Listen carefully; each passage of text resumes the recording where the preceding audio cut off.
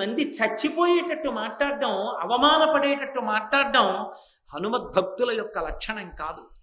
మాట మాట్లాడితే 10 మంది బ్రతికేటట్టు మాట్లాడిన వాడెవరో వాడు హనుమద్భక్తుడు. హనుమ పాదములను ఆశ్రయిస్తే 10 మంది సంతోషించేటట్టు మాట్లాడడం వస్తుంది. అందుకే అంతటి మహానుభావుడై నేను సీతమ్మకి శాంతినిచ్చానన్నారు. అన్ని ప్రతిబంధకములను తోసిరాజని, తన స్వభావాన్ని కూడా కాదని, జితేంద్రియం బుద్ధిమతాం వరిష్టం, ఆయన బుద్ధిమంతులలో వరిష్టం, చాలా పెద్దవాడు, చాలా గొప్పవాడు. ఎందువల్ల బుద్ధిమంతులలో గొప్పవాడు? బుద్ధి అన్న మాటకు అర్థం ఏంటి? నిశ్చయాత్మకమైనది అని. నిశ్చయాత్మకమైనది అంటే మనసు లాగుతుంది. మనసు ఎప్పుడూ కూడా దానికి ఒక లక్షణం ఉంటుంది. అది సంకల్పాన్ని చెప్తూ ఉంటుంది. వికల్పం అంటే వదులుతుంది, సంకల్పం అంటే ప్రతిపాదన చేస్తుంది. ప్రతిపాదన చెయ్యడం, ఉపసంహారం చేయడం, ఈ రెండే మనసు యొక్క పనులు. ఇంకేం చేయదది. ఏమే ప్రవచనం చేద్దామా అన్నారు అనుకోండి, అబ్బాయి వాళ్ళ ప్రవచనం మానేద్దాం, లేదు ఋషిషుని కాసేపు భజన చేయమని చెప్పి లేచి వెళ్ళిపోదాం అంటూ. తప్పు కదూ. ఇంకెందుకు నువ్వు హనుమ జయంతి అంటాం? హనుమ కర్తవ్యతానిష్టలో నువ్వేం నేర్చుకున్నట్లు? ఏం మాట్లాడలేవు? హనుమ మీద దృష్టి పెట్టి, రామాయణం మీద దృష్టి పెట్టి అని బుద్ధి నిశ్చయం చేసింది అనుకోండి, మనసు బుద్ధిగా కూర్చుంటుంది. బుద్ధికి శక్తి లేదనుకోండి, మనసు నాటకం ఆడుతుంది. మనసు నాటకం ఆడింది అనుకోండి, సాధారణంగా అప్పటికి మీరున్న పరిస్థితుల్లో మీకు సుఖానికి అనుకూలంగా ఏది ఉంటుందో అటు లాగేస్తుంది. అది దాని లక్షణం. మనసుకుండే లక్షణం ఏంటంటే సుఖం అని అప్పటికి తను ఏమనుకుంటుందో అటు లాగుతుంది. బుద్ధి శాస్త్రం ప్రమాణంగా నిర్ణయం చేసుకుంటుంది. అందుకే మీరు ఏ పూజ చేయండి, చిట్ట చివరికి ఒకటే అడుగుతారు, ధియోయోన ప్రచోదయాత్, మా బుద్ధులను ప్రేరేపించుగాక. మీరు ఏదో చండీ హోమం చేశారనుకోండి, చిట్ట చివర అంతా చెప్పి ఒకటే చెప్తారు, తన్న దుర్గ ప్రచోదయాత్, ఆ దుర్గాదేవి మమ్మల్ని ప్రచోదనము చేయుగాక. ఈ దేన్ని ప్రచోదనం చేస్తుంది? బుద్ధిని. బుద్ధిని ప్రచోదనం చేయడం అంటే ఏంటి? దేనికన్నా శాస్త్రం గొప్పది. శాస్త్రము నాకు సుఖాన్ని ఇస్తుంది. నేను ఇది సుఖం అనుకుని నేను దిగడం కాదు, శాస్త్రము నీకు ఇది సుఖమన్నదేదో నేను అదే చేస్తాను అన్న నిశ్చయాత్మకత లోపల ప్రవేశిస్తే బుద్ధి అధ్యవసాయాన్ని పొందిందంటారు. అటువంటి బుద్ధిమంతుల్లో అగ్రగణ్యుడెవరు? స్వామి హనుమ. ఏ పని ఆయన చెయ్యనివ్వండి, ఒక్కటే ప్రమాణం, తస్మాత్ శాస్త్రం ప్రమాణంతే కార్యాకార్య వ్యవస్థితౌ. శాస్త్రాన్ని ప్రమాణంగా తీసుకుని చేస్తారు. మీకు శ్రీరామాయణంలో శాస్త్రం ఎలా చెప్పిందో అది చేయడం తప్ప తన బుద్ధికి తోచింది చెయ్యని వాడు రామచంద్రమూర్తి. ఎన్నడు తన బుద్ధికి తోచింది, తనకి తోచింది కదా అని చేయరు. శాస్త్రం ఎలా చెప్పిందో అలాగే చేస్తారు. అందుకే రామరాజ్యం అని పేరు. రామరాజ్యం అంటే రాముడు కొత్తగా ప్రవేశపెట్టిన పరిపాలనా విధానం అని కాదు. శాస్త్రం ఎలా పరిపాలించమందో రాముడు అలా పరిపాలించాడు. రామరాజ్యం ఇప్పటికీ వస్తుంది. ఎలా? రాముడు పరిపాలించినట్టు పరిపాలించడం అని కాదు, రాముడు శాస్త్రాన్ని ఎలా పట్టుకున్నాడో నువ్వు అలా శాస్త్రాన్ని పట్టుకుంటే రామరాజ్యం వస్తుంది. శాస్త్రం పక్కన పెట్టేసి నాకు రామరాజ్యం వస్తుందంటే ఒక్కనాటికి రాదు, తప్పు. శాస్త్రం పట్టుకుంటే రామరాజ్యం వస్తుంది. శాస్త్రం పట్టుకుంటే రాముడు లాంటి విద్యార్థి అవుతావు. శాస్త్రం పట్టుకుంటే రాముడు లాంటి గృహస్థు అవుతావు. శాస్త్రం పట్టుకుంటే నువ్వు రాముడి లాంటి పరిపాలకుడు అవుతావు. హనుమ గొప్పతనం ఎక్కడుందంటే, అసలు లోకంలో గృహస్థాశ్రమంలో ఉన్న ఎవడికైనా ఉండే ఏ చాంచల్యం ఉంటుందో దానికి కూడా ఆయన అతీతు. ఎందుకని? గృహస్థాశ్రమంలోకి వెడితే తప్ప యజ్ఞయాగాది క్రతువులు చేయకూడదు. బ్రహ్మచారికి అధికారం లేదు. వానప్రస్థు చేయుడు. సన్యాసికి అసలు అగ్నినే ముట్టుకోకూడదు. ఇక చేసేవాడేవాడు? యజ్ఞయాగాదులు గృహస్థు చేస్తాడు. యజ్ఞయాగాదులు గృహస్థు చేస్తాడు కాబట్టే వర్షాలు పడుతున్నాయి. సన్యాసి కేవలం తను తరించడానికే సన్యాసాశ్రమంలో పెడతాడు. గృహస్థు తను తరిస్తూ కొన్ని 100 మందిని తరింపజేస్తాడు. నేనంటల్లా ఈ మాట రామాయణంలో రాముడు అన్నాడు. అందుకే 4 ఆశ్రమాల్లో గృహస్థాశ్రమమే గొప్పది అన్నాడు. అటువంటి గృహస్థుగా ఉంటే తప్ప యజ్ఞం చేయకూడదు, యాగం చేయకూడదు. స్వామి హనుమకి కూడా గృహస్థుగా ఉండాలని కోరిక ఉండేది. గృహస్థుగా ఉండడము అన్న మాటకు అర్థం ఏమిటి? భార్యని స్వీకరించాలి, ధర్మపత్నిని. ధర్మపత్నిని స్వీకరించగానే ఆమెకి ఏం కోరిక ఉంటుంది? ధర్మ ప్రజాపత్యర్థం. ఇంతటి మహానుభావుడు భర్త అయితే ఆయన లాంటి కొడుకుని కనాలని అనుకుంటుందా అనుకోదా భార్య? అలా అనుకోని భార్య ఉంటుందా ప్రపంచంలో?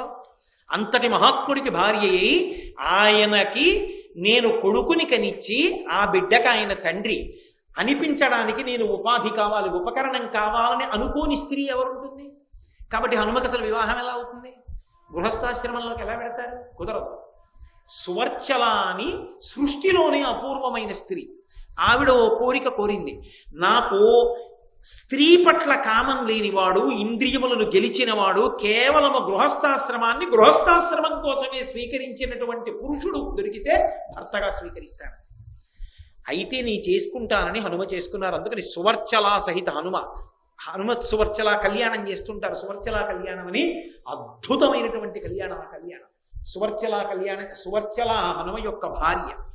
మీరు ఎప్పుడైనా చూశారో లేదో నాకు తెలీదు. ఆ సింహాసనం మీద కూర్చుని ఉంటారు. సువర్చల సహిత హనుమ కూర్చుని ఉంటే పక్కన జాంబవతాదులు ఆయన్ని స్తోత్రం చేస్తూ నిలబడి ఉంటారు. చేతిలో ఆ విజయదండాలు పట్టుకుని ఉంటారు. అది గొప్ప రక్ష. ఆ మూర్తి ఇంట్లో ఉండడం ఒకనకొకప్పుడు ఇక్కడ పంచిపెట్టాం కూడా హనుమద్వ్రతంలో. కాబట్టి అటువంటి హనుమ సువర్చలని వివాహం చేసుకున్నారు, కానీ సంతానం లేదు. మీరు హనుమ యొక్క నామాల్లో వినుంటారు, ఆజన్మ బ్రహ్మచారిణి నమః అని. ఆజన్మ బ్రహ్మచారిగా ఆయన ఉంటే అది హింస కిందకు వస్తుంది, భార్యా సంగమం జరిగి కొడుకుని కనకపోతే. మరి ఆయనకి ఆ హింస వర్తించిందా అంటే వర్తించదు. ఎందుకంటే సువర్చల కూడా అదే కోరుకుంది. వాళ్ళిద్దరు ఎందుకున్నారంటే గృహస్థాశ్రమంలో భక్తుల్ని రక్షించడానికి, యజ్ఞయాగాదుల్ని చేయడానికి. రామకృష్ణ పరమహంసని చెప్పచ్చు గృహస్థాశ్రమం అలా తరింప చేసుకున్నవారు. మళ్ళీ మహానుభావుడు ఒక ప్రత్యేక కారణానికి, అదిగో మనకి తెనాలి దగ్గర ఉండేవారే చందూరు శాస్త్రి గారు, తాడేపల్లి రాఘవనారాయణ శాస్త్రి గారు అలా జీవించారు. అలా స్వామి హనుమ సువర్చలని స్వీకరించిన సంతానాన్ని కనకుండా కేవలం గృహస్థాశ్రమంలోనే ఉండిపోయారు. ఆఖరికి రాముడు అవతార పరిసమాప్తి చేస్తూ నేను వెళ్ళిపోతున్నాను హనుమ, వచ్చేస్తావా అని అడిగారు. రామా, నాకు మీ కథ చాలు, మీ నామం చాలు అంటే, రామచంద్రమూర్తి నరుడుగా వచ్చినవాడు ఏ నరుడికి ఇవ్వని వరాన్ని హనుమకే ఇచ్చారు. వచ్చింది నరుడిగా, ఏ ఒక్క నరుడికి ఇవ్వాల ఈ వరం. వానరుడైన హనుమకిచ్చారు. మత్కథా ప్రచరిష్యంతి యావల్లోకే హరీశ్వర తామద్రవస్య సుప్రీతో మద్వాక్యమనుపాలయం. ఎక్కడెక్కడ రామాయణం చెప్పబడుతుందో, ఎక్కడెక్కడ రామ కథ చెప్పబడుతుందో, ఎక్కడెక్కడ నా నామం చెప్పబడుతుందో అక్కడక్కడ హనుమా నువ్వు వెళ్ళి కూర్చుంటుండు. ఎందుకు కూర్చోడం? నువ్వు కూర్చుంటే చాలు మంగళాలు జరుగుతాయి. హనుమ వస్తే చాలు మంగళం జరుగుతుంది, శుభం జరుగుతుంది. అందుకే మద్వాక్యం అనుపాలయం, నేను చెప్పిన మాట శాసనంగా స్వీకరించు, చాలు రామా అన్నారు. ఇప్పటికీ రామనామం చెప్తే చాలు వచ్చేస్తారు. రామనామ గానం చేస్తే చాలు పొంగిపోతారు. ఆయన గురించి చెప్పక్కర్లేదు, రామచంద్రమూర్తిని కీర్తిస్తే పొంగిపోతాడు ఆయన. అందుకే ఇన్ని గొప్పతనాలు ఉన్నవాడు కదా అని మీరు హనుమకి నమస్కారం అన్నారనుకోండి, ఆయన చిన్నపుచ్చుకుంటారు. అందుకే శ్లోకం అలా వెళ్ళింది, మనోజవం మరుతతుల్య వేగం జితేంద్రియం బుద్ధిమతాం వరిష్టం వాతాత్మజం వనరయూధ ముఖ్యం శ్రీరామదూతం శిరసానమామి. శ్రీరామదూతం, రామదూతవి నువ్వు అంటే ఆయన పొంగిపోతారు. శ్రీరామ పడాలి. అది పడిందో ఎంత సంతోషం ఆయనకి. ఆ శ్రీరామ అన్న మాట వింటే చాలు పులకాంకురములను పొందేస్తారట. నేను సభాముఖంగా చెప్పకూడదు, వేదిక మీద కూర్చుని నా వ్యక్తిగత అనుభవాలు అందుకు చెప్పట్లా. హనుమ యొక్క పులకరింత ఏమిటో రామనామం చెప్తే ఆయన ఎంత పులకరిస్తారో, ఎంత తొందరగా పరవశించి దర్శనమిస్తారో జీవితంలో తెలుసుకున్నవాడిని. నేను దర్శనం పొందేశానని మీరు ఏం ప్రచారం చేశారు, నేనే అలాంటి దర్శనాలు అవి ఏం పొందలేదు. కానీ హనుమద్వైభవం ఏమిటో స్వానుభవంలో తెలుసుకున్నవాడిని. అందుకే పరమ ప్రీతి నాకు హనుమద్వైభవం అంటే. అంతటి మహానుభావం, ఇన్ని గొప్పతనాలు ఉన్నవాడు కదా అని మీరు హనుమకి నమస్కారం అన్నారనుకోండి, ఆయన చిన్నపుచ్చుకుంటారు. అందుకే శ్లోకం అలా వెళ్ళింది, మనోజవం మరుతతుల్య వేగం జితేంద్రియం బుద్ధిమతాం వరిష్టం వాతాత్మజం వనరయూధ ముఖ్యం శ్రీరామదూతం శిరసానమామి. శ్రీరామదూతం, రామదూతవి నువ్వు అంటే ఆయన పొంగిపోతారు. శ్రీరామ పడాలి. అది పడిందో ఎంత సంతోషం ఆయనకి. ఆ శ్రీరామ అన్న మాట వింటే చాలు పులకాంకురములను పొందేస్తారట. నేను సభాముఖంగా చెప్పకూడదు, వేదిక మీద కూర్చుని నా వ్యక్తిగత అనుభవాలు అందుకు చెప్పట్లా. హనుమ యొక్క పులకరింత ఏమిటో రామనామం చెప్తే ఆయన ఎంత పులకరిస్తారో, ఎంత తొందరగా పరవశించి దర్శనమిస్తారో జీవితంలో తెలుసుకున్నవాడిని. నేను దర్శనం పొందేశానని మీరు ఏం ప్రచారం చేశారు, నేనే అలాంటి దర్శనాలు అవి ఏం పొందలేదు. కానీ హనుమద్వైభవం ఏమిటో స్వానుభవంలో తెలుసుకున్నవాడిని. అందుకే పరమ ప్రీతి నాకు హనుమద్వైభవం అంటే. అంతటి మహానుభావం. శంకరాచార్యుల వారికి స్వామి హనుమకి ఎన్నో దగ్గర పోలికలు. అసలు నిరాధారంగా ఎవరూ పక్కన ఆధారం లేకుండా ప్రయాణం చేసిన వారు హనుమ. తన పక్కన ఒక్కరు లేకుండా సత్యదండం పట్టుకుని అద్వైత సిద్ధాంతాన్ని ప్రచారం చేస్తూ వేద ప్రమాణాన్ని నిలబెట్టడానికి భూమండలం అంతా, ఈ భారతదేశం అంతా పర్యటించినటువంటి వారు శంకరాచార్యుల వారు. తన కొరకు తాను అని ఒక్క పని చేసుకోని వారు శంకరాచార్యుల వారు. తన కొరకు తాను అని ఒక్క పని చేసుకోనటువంటి వారు స్వామి హనుమ. అపారమైనటువంటి విష్ణు భక్తుడు రామభక్తుడు హనుమ. అపారమైనటువంటి కృష్ణ భక్తుడు శంకర భగవత్పాదాచార్య స్వామి. శంకర భగవత్పాదుల వాక్కులు పరమ మధురంగా ఉంటాయి. స్వామి హనుమ వాక్కులు అంత మధురంగా ఉంటాయి. చచ్చిపోయేవాడిని బ్రతికించి మళ్ళీ మృత సంజీవని చేసి మళ్ళీ పుట్టవలసిన అవసరం లేకుండా ఈ చావు ఆఖరి చావు చేసి మోక్షానికి పంపిస్తుంది శంకరాచార్యుల వారి వాక్కు. చచ్చిపోయేవాడిని కూడా బతికిస్తుంది హనుమత్ కథ. అందుకే హనుమకి శంకరాచార్యుల వారికి అంత దగ్గరి సంబంధం.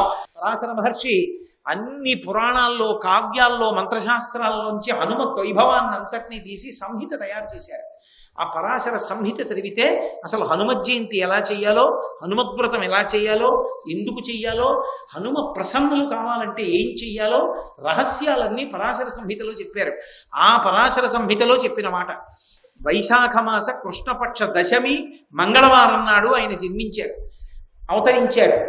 కుజుడు బాగా ప్రసన్నుడయ్యేది సుబ్రహ్మణ్యేశ్వర స్వామి వారి పూజకి, హనుమత్ పూజకి చాలా ప్రసన్నుడవుతాడు.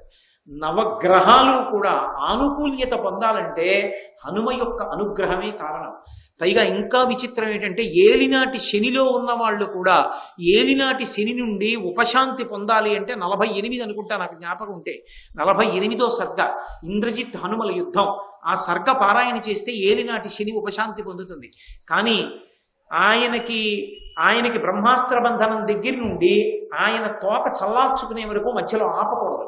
పారాయణ చేసేటప్పుడు ఆపకుండా చేయాలి. మధ్యలో మాత్రం ఎట్టి పరిస్థితుల్లో ఆపకూడదు సుందరకాండ చదివేటప్పుడు. కాబట్టి అంతటి మహానుభావుడైనటువంటి వారు హనుమ. అంత గొప్ప రోజు. ఆశ్చర్యకరమైన విషయం ఏమిటో తెలుసా? పరాశర సంహితలో చెప్పిన విషయం ఏంటంటే, హనుమ దేనికి ప్రీతి చెందుతారు అని అడిగారు అనుకోండి, మనం సాధారణంగా ఆకు పూజ అని చేస్తూ ఉంటాం. ఆకు పూజ అంటే విఘ్నేశ్వరుడికి చేసినట్లు పత్రి పూజ కాదు, ఆయనకి తమలపాకులతో చేస్తాం. తమలపాకులతో పూజెందుకు అని. తమలపాకులతో పూజ ఎవరికి చేస్తారంటే మహావీరులైన వారికి చేస్తారు. మహావీరుడు అన్న మాటని మీరు జాగ్రత్తగా అర్థం చేసుకోవాలి. మహావీరుడు అంటే బయట యుద్ధంలో తిరుగులేని పరాక్రమం ఉన్నవాడు, ఎంతమందినైనా చంపగలిగిన వాడు. అందుకే కదా గోష్పతీకృతమానాసిం మశకీకృత రక్షతం రామాయణ మహామాలారత్నం వందే అనిలాత్మయం. ఆ పురుగులు కిందుంటే అరిచేత్తో కొట్ట ఎలా చంపేస్తామో అలా మర్దిస్తారు ఆయన రాక్షసుల్ని. అంతటి మహాబలవంతుడు. అంతటి మహాబలవంతుడైనటువంటి హనుమ తమలపాకుల చేత పూజింపబడడానికి అర్హులు. కేవలం మహావీరం అంటే వీరుడు అన్న మాటకు అర్థం బాహ్యంలో శరీరమునందు బలమున్నవాడని కాదు, మహాజ్ఞాని అని. అందుకే మహాజ్ఞాని పరమభక్తుడైనటువంటి వారు. అసలు రామచంద్రమూర్తి గురుస్వరూపంగా కూర్చుంటుంటారు ఒక్కొక్క చోట. అప్పుడు వీరాసనం వేసి కూర్చుంటారు. వీరాసనం వేసుకోవడం అంటే కుడికాలు కిందకి పెట్టి ఎడంకాలు పైకెత్తి కుడి మోకాలు మీదకి వేసి కూర్చుంటారు. అలా కూర్చుని పాఠం చెప్తారు, వేదాంత పాఠం చెప్తారు. చెప్పినప్పుడు తమ్ముళ్ళందరూ కూర్చున్నా ఎవరి ముఖం వంక చూస్తూ పాఠం చెప్తారోట తెలుసా? ప్రధానంగా హనుమ వంక చూసి చెప్తారు. ఎందుకు చెప్తారో తెలుసా? వేదాంతం వినేటప్పుడు అంత జాగ్రత్తగా వింటారు. అందుకే హనుమద్రూపాల్లో అనేకమున్నాయి. ఆజ్ఞాపాలక హనుమ అని ఇలా ఉంటారు. అంటే రామచంద్రమూర్తి పిలిచి హనుమా అన్నారనుకోండి, స్వామి అనాలి కదా. స్వామి అని గబుక్కుని అండంలో తుంపర ఏదైనా లాలాజనం ఆయన మీద పడుతుందేమోనని ఇలా పెట్టుకుని ఉంటారు. ఇంతటి బలవంతుడు, అంతటి వినయశీలి. ఆజ్ఞాపాలక హనుమాన్ ఇప్పటికీ వెంకటాచల క్షేత్రంలో వెంకటేశ్వర స్వామి వారిని దర్శనం చేసుకుని బయటికి వచ్చేసి ఆ మహాతల్లి యశోదాదేవి ఇప్పటికీ ఉంది కదా లోపల, ఆ తల్లిని దర్శనం చేసుకుని బయటకు వచ్చేస్తుంటే బొమ్మల గూడు పెట్టినట్టుగా ఉంటుంది. అక్కడ తీర్థం ఇస్తూ ఉంటారు. అక్కడ ఉంటారు ఆజ్ఞాపాలక హనుమ ఇలా నోటికి చెయ్యడ్డు పెట్టుకుని. ఆ ఆజ్ఞాపాలక హనుమ స్వామి దగ్గర ఎప్పుడూ కూర్చుంటారు. ఆయన వేదాంతం రామచంద్రమూర్తి చెప్తుంటే ఎంతో శ్రద్ధగా వింటారు. ఎంత శ్రద్ధో తెలుసా అసలు గురువు దగ్గర వినడం అంటే. అటువంటి రూపం మళ్ళీ పరమాచార్య. కంచికామకోటి పీఠాధిపత్యం వహించినటువంటి ప్రాతస్మరణీయులు చంద్రశేఖరేంద్ర సరస్వతి మహాస్వామి వారు బ్రహ్మసూత్ర భాష్య పాఠం వింటూ ఒక రోజున పక్కన మట్టిలో ఇలా ఇలా ఏదో రాసుకుంటున్నారు. గురువుగారు లేచి అన్నారు, మీరు సన్యాసాశ్రమంలో ఉన్నారు, కామకోటి పీఠాధిపతులు, మిమ్మల్ని సరిగ్గా పాఠం వినండి అని చెప్పడానికి నాకు అధికారం లేదు, కానీ పాఠం సరిగా వినని వాడికి నేను పాఠం చెప్పలేను, కాబట్టి నన్ను మన్నించండి, నేను సెలవు తీసుకుంటున్నాను అన్నారు. అంటే వెంటనే ఆ పరమాచార్య స్వామి గారు నవ్వి అన్నారు, మీకు అనుమానం ఎందుకు వచ్చిందని, మేము పాఠం వినలేదని అన్నారు. ఏమో తమరు మట్టిలో ఏదో రాసుకుంటున్నారు, నేను పాఠం చెప్తుంటే అన్నారు. మీరు ఏం చెప్పారో చెప్తాను చూడండి అని సంస్కృతంలో బ్రహ్మసూత్ర భాష్య పాఠం గురువు గారు ఏం చెప్పారో అప్పటి వరకు అదంతా చెప్పారు. తెల్లపోయి నేల మీద పడిపోయారు, పడి సాష్టాంగం చేశారు పరమాచార్యకి, 13 ఏళ్ల పిల్లాడికి. అసాధారణ ప్రజ్ఞ, గురువు యందు శ్రద్ధ అంటే అలా ఉంటుంది, హనుమ నేర్చుకోవడం అంటే అలా ఉంటుంది. మహానుభావుడు రామచంద్రమూర్తి ముందు కూర్చుంటే వైదేహీ సహితం సురద్రుమతలే హైమే మహామండపే మధ్యే పుష్పకమాసనే మణిమయే వీరాసనే సుస్థితం అగ్రేవాచయతి ప్రభంజన సుతే తత్వం మునిభ్యపరం వ్యాఖ్యాంతం భరతాదివిపరివృతం రామం భజే శ్యామలం. అంతమంది మహర్షులు కూడా కూర్చుంటారట రాముడు పాఠం చెప్తే. అంతమంది కూర్చున్నా ముందు ఎవరొచ్చి కూర్చుంటారంటేట, గబుక్కుని కరెంటు పోతే నాకు వినపడాలని కుతూహలం ఉన్నవాడు కదా ముందు కూర్చుంటాడు, ఒక్క మాట జారిపోకూడదు అనుకున్నవాడు బాగా ముందు కూర్చుని అత్యంత శ్రద్ధతో వింటుంటాడు. అలా వైదేహీ సహితం సురద్రుమతలే హైమే మహామంటపే, వైదేహీ సహితం సీతమ్మతో కలిసి, సీతమ్మతో అనరు, వైదేహీ సహితం గురువుగా ఆయన కూర్చున్నారు రామచంద్రమూర్తి, పక్కన సీతమ్మ గురుపత్ని. గురుపత్నిగా కూర్చున్నప్పుడు నేను గురువుగారి పత్నిని అని కూర్చోలేదు, ఆవిడ ఎలా కూర్చుంది, వైదేహిగా కూర్చుంది. వైదేహి అంటే విదేహ వంశపు కూతురు. విదేహ వంశం అంటే శరీర భ్రాంతి లేని వాళ్ళు. అంటే జ్ఞానంతో గురువుగారు మాట్లాడేటప్పుడు శరీర భ్రాంతికి లొంగకుండా గురువు మాట్లాడతాడు. గురువుగారి భార్య అదే స్థాయిలో కూర్చుంది గురుపత్ని అనడానికి వైదేహీ సహితం, అందుకే శ్లోకం అలా పడింది. లేకపోతే జానకీ సహితం అనకూడదేంటి, మైథిలీ సహితం అనకూడదేంటి, వైదేహీ సహితం సురద్రుమతలే హైమే మహామంటపే మధ్యే పుష్పకమాసనే మణిమయే వీరాసనే సుస్థితం అగ్రేవాచయతి ప్రభంజన సుతే తత్వం మునిభ్యపరం. అగ్రేవాచయతి ముందు కూర్చుని వినేది ఎవరంటే హనుమ. అంత జాగ్రత్తగా వింటారట వేదాంత పాఠం వింటే, అంత శ్రద్ధగా వింటారు. వైదేహీ సహితం సురద్రుమతలే హైమే మహామంటపే, వైదేహీ సహితం సీతమ్మతో కలిసి, సీతమ్మతో అనరు, వైదేహీ సహితం గురువుగా ఆయన కూర్చున్నారు రామచంద్రమూర్తి, పక్కన సీతమ్మ గురుపత్ని. గురుపత్నిగా కూర్చున్నప్పుడు నేను గురువుగారి పత్నిని అని కూర్చోలేదు, ఆవిడ ఎలా కూర్చుంది, వైదేహిగా కూర్చుంది. వైదేహి అంటే విదేహ వంశపు కూతురు. విదేహ వంశం అంటే శరీర భ్రాంతి లేని వాళ్ళు. అంటే జ్ఞానంతో గురువుగారు మాట్లాడేటప్పుడు శరీర భ్రాంతికి లొంగకుండా గురువు మాట్లాడతాడు. గురువుగారి భార్య అదే స్థాయిలో కూర్చుంది గురుపత్ని అనడానికి వైదేహీ సహితం, అందుకే శ్లోకం అలా పడింది. లేకపోతే జానకీ సహితం అనకూడదేంటి, మైథిలీ సహితం అనకూడదేంటి, వైదేహీ సహితం సురద్రుమతలే హైమే మహామంటపే మధ్యే పుష్పకమాసనే మణిమయే వీరాసనే సుస్థితం అగ్రేవాచయతి ప్రభంజన సుతే తత్వం మునిభ్యపరం. అగ్రేవాచయతి ముందు కూర్చుని వినేది ఎవరంటే హనుమ. అంత జాగ్రత్తగా వింటారట వేదాంత పాఠం వింటే, అంత శ్రద్ధగా వింటారు. సూర్యభగవానుడు గురువు పాఠం చెప్తాను రమ్మన్నారు, ఎవ్వరూ నేర్చుకోరు ఆయన దగ్గర. ఎందుకు నేర్చుకోరో తెలుసా, మహావిద్వాంసుడు. అసలు ఈ లోకంలో మనువుకి మొట్టమొదటి పాఠం చెప్పినటువంటి వాడు వివస్వంతుడు అన్న పేరుతో సూర్యభగవానుడే నేర్పాడు. అందుకే ఇప్పటికీ కూడా ధర్మశాస్త్రం నిలబడడానికి మొదటి గురువుగా చెప్పబడేది సూర్యభగవానుడి యొక్క నామాలలో వివస్వన్ అన్న పేరుతో పాఠం చెప్పాడు ఆయన. అంతటి మహావేదాంతం తెలిసినవాడు సూర్యనారాయణమూర్తి. పాఠం చెప్తాను రమ్మన్నారు, వస్తాను నేర్చుకుంటాను.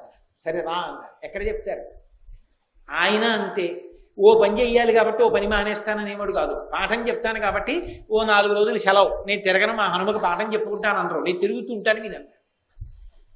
మానేసి చెప్పడం ఎందుకు, మీరు తిరుగుతూ చెప్పండి నేను వింటాను అన్నారు. అది శ్రద్ధ అంటే. సరే అయితే పద అన్నారు. ఏ పక్కన కూర్చోవడం అంత తేలిక కాదు, బాలభానుడైతే ఇలా చూడొచ్చు. మధ్యాహ్నపు మార్తాండుని ఎలా చూస్తారు, పక్కన ఎలా నిలబడతారు, వేడి కాలిపోతాడు ఎవడైనా సరే. పోనీ ఆయన ఏమైనా నిలబడి చెప్తారా, ఏకచక్రధరం దేవంతం సూర్యం ప్రణమామ్యహం, ఒక చక్రరథంతో ఆధారం లేని ఆకాశంలో అమిత వేగంతో వెళ్ళిపోతుంది, ఖచ్చితంగా వెళ్ళిపోవాలంతే. ఇవాళ ఒక్క 10 నిమిషాలు ఆలస్యమైంది సూర్యాస్తమయం ఏమనుకోకండి, 2 రోజులు ఆలస్యమైంది రావడం ఏమనుకోకండి, అలా ఏముండవు ఆయన దగ్గర, ఖచ్చితంగా వచ్చేస్తారు అంతే. అలా వచ్చి అలా వెళ్ళిపోతారు. అలా వెళ్ళిపోయే సూర్యరథంతో సమానంగా వెళ్ళాలి. వెళ్ళేటప్పుడు గురువుగారికి ఎదురుగుండా నిలబడి పాఠం వినొచ్చా? అలా వినకూడదు.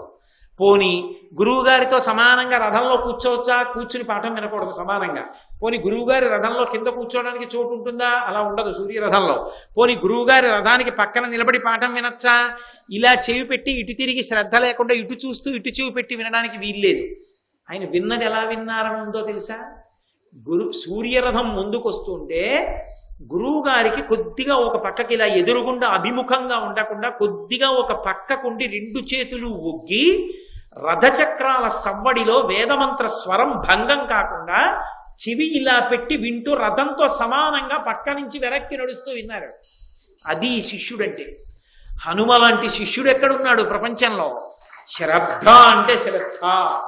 ఇలా ఎలా నేర్చుకుంటానండి అని ఆయన అనలేదు ఆయన జీవితంలో. అందుకే హనుమని నమ్ముకున్న వాడికి, హనుమని ఉపాసన చేసిన వాడికి ఇది ఇలా ఉండగా నేను ఇలా ఎలా చేయగలనంటే అనలో. తను ఏ స్థితిలో ఉన్నా తన పని తాను చేసేసేయగలడు. ఎక్కడదా శక్తి అంటే హనుమత్ కటాక్షం అని నేను మీకు వేరే చెప్పక్కర్లేదు. కాబట్టి అంతటి మహానుభావుడైనటువంటి హనుమ యొక్క అనుగ్రహం కలగాలి అంటే పరాశర సంహితలో పరాశర మహర్షి చెప్పినది ఏదో తెలుసా? ఆకు పూజ, సింధూర పూజ, సరే ఇవన్నీ విడిచిపెట్టండి, మహాజ్ఞాని కనుక ఆకు పూజ. అసలు హనుమ యొక్క అనుగ్రహం కలగడానికి ఒకే ఒక ప్రధాన మార్గంగా చెప్పబడినది ఏది అంటే హనుమత్ ప్రదక్షిణములు. హనుమకి ప్రదక్షిణం చెయ్యాలి. ప్రదక్షిణము అంటే ఒక్క మాట తిరగాలి. కానీ అది 3 మార్లు తిరగచ్చు, 5 మార్లు తిరగచ్చు, 7 మాటలు తిరగచ్చు, 9 మాటలు తిరగచ్చు, 16 మాటలు, 21 మాటలు, 108 మాటలు. పసుపు కొమ్ములు కాని, బియ్యపు గింజలు కాని, వక్కలు కాని, వీటితోటి ప్రదక్షిణం చేసేటప్పుడు నిండు గర్భిణి ఎలా నడుస్తుందో అలా నడవాలి. ప్రదక్షిణం చేస్తున్నంతసేపు కూడా ఒక శ్లోకమే చెప్పాలి. రామనామ భజన చేస్తూ కూడా ప్రదక్షిణం చెయ్యకూడదు. హనుమత్ ప్రదక్షిణం చేసేటప్పుడు చెప్పవలసిన శ్లోకం ఏమిటో పరాశర సంహిత చెప్పింది. ఆయన దగ్గరికి వెళ్ళినప్పుడు ఆంజనేయం మహావీరం బ్రహ్మ విష్ణు శివాత్మకం తరుణార్క ప్రభం శాంతం ఆంజనేయం నమామ్యహం అంటూ తిరగాలి. పరమ మౌనంతో ఆ శ్లోకం ఒక్కటి చదువుకుంటూ గర్భిణి స్త్రీ ఎలా తిరుగుతుందో అలా తిరగాలి. కనీసంలో కనీసం హనుమ జయంతి నాడు 3 మాటలు తిరగాలి. కనీస ధర్మం 3 మాటలు తిరగాలి. 3 మాటలు తిరిగేటప్పుడు ప్రతిసారి తిరిగి వచ్చి ఒక చోట ఆగి శ్లోకం చెప్పి మళ్ళీ తిరగాలి ప్రదక్షిణంగా. అలా 3 మాటలు తిరిగితే, అందుకే నేను మీతో పరమ సత్యం చెప్తున్నానని జ్ఞాపకం పెట్టుకోండి. ఎంత ఉద్వేగభరితమైన పరిస్థితుల్లో, ఎంత కష్టంలో ఉండనివ్వండి, హనుమత్ ప్రదక్షిణాలు చేస్తే మనస్సుకి శాంతి కలుగుతుంది. పిల్లల దగ్గర నుంచి వృద్ధుల వరకు, స్త్రీ పురుష పండిత పామర కుల మత వర్ణ వర్గ వివక్ష లేదు. ఎవ్వరైనా హనుమకి ప్రదక్షిణం చెయ్యవచ్చు. పరాశర మహర్షి పెట్టిన నిబంధన ఒక్కటి, ఇది మాత్రం పాటించాలి. ఈ శ్లోకం చెప్తూ ప్రదక్షిణం చెయ్యాలి. రెండవది, ఎక్కువ ప్రదక్షిణాలు చెయ్యాలని ఏదైనా కామితంతో కానీ ఏదైనా కామ్యంతో కానీ చేస్తే అప్పుడు మాత్రం చేతిలో పసుపు బొమ్మలు కానీ వక్కలు కానీ పట్టుకుని పళ్ళెం పెట్టి అందులో వేయాలి ప్రదక్షిణ అవగానే. తప్ప వేళ్లతో లెక్క పెట్టడం, కాగితం మీద పెన్నుతో రాసి గీతలు కొట్టడం, పుల్లలతో గుచ్చడం, అటువంటి ప్రదక్షిణాలు చేయకూడదు. అది దోషభూయిష్టం. కాబట్టి అలా ప్రదక్షిణం చేస్తే హనుమ పరమ ప్రసన్నులవుతారు అని. హనుమ ప్రసన్నులవడానికి ఏకైక మార్గము హనుమత్ ప్రదక్షిణములే అని పరాశర సంహిత యొక్క తీర్పు. అసలు హనుమ చాలా సంతోషాన్ని పొందాలి అంటే ఒక్కొక్క రోజు పొద్దున్న కూర్చుని హనుమన్ నామాలు చెప్తూ ఒక్కొక్క నామం చెప్తుంటే మిగిలిన వాళ్ళందరూ కూడా ఓం హనుమతే నమః అంటుంటే, ఆంజనేయాయ నమః అని అందరూ అంటుంటే ఆయనకి కదలీ ఫలాలతో పూజ చేస్తారు. అరటిపళ్ళు తీసుకొచ్చి అరటిపళ్ళతో పూజ చేస్తారు. మంటపం నిండిపోయేటట్టుగా చేస్తారు. అంత గొప్ప పూజ చేస్తారు. శ్రీ ఉమామహేశ్వర పరబ్రహ్మార్పణమస్తు. స్వస్తి.